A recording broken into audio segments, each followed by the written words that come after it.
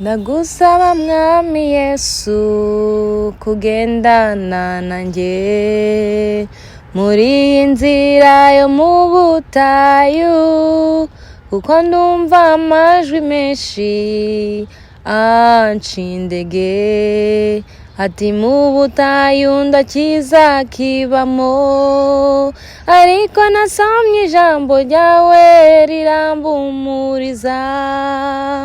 Mu butayu watembesheje amazi, mu butayu Abisirayeli babonye manu, mu butayu uwo mwana arakura agwiza imbaraga z'umutima. Uwo mwana ni Yohana. Mu butayu habaye inzira ijyana Abisiraheli Kanani, kuri twe n'irembo rifunganye, n'inzira ijya mu bugingo, kuyinyuramo no guharamagara. Ku byiza Sitefano yagezeyo.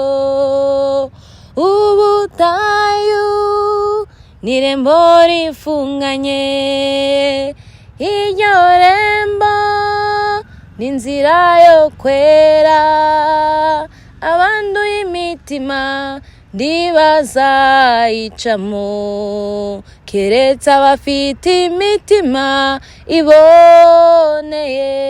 iboneye.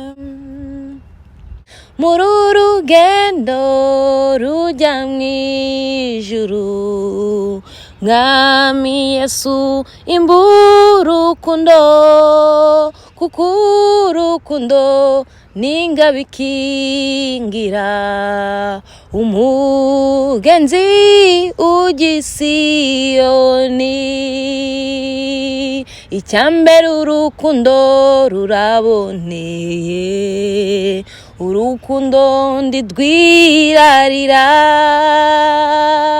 Icya kabiri twihanganira byose, icya gatatu rukababarira byose. Imba urukundo ngurwo wangunze, imba urukundo rwo gukunda bisi, imba urukundo mbabarire bose, imba urukundo nihanganire byose, imba urukundo rumbera ingabingingira, nzaneshe wa musi w'amateka. Ubw'imbandi zavuga nzumva ijwi nitabe,